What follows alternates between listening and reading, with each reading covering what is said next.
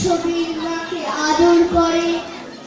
গল্প শোনার কোনো বাবা বলে তোর মা কাছে দূরে, অনেক দূরে, এই ধরনের শিমুলতলা কিংবা মধুপুরে। বাবা ভাবছে রুমে বোধহয় আগের রুমে আছে, উল্টো পাল্টা যা হোক কিছু বুঝিয়ে দিলেই বাঁচে।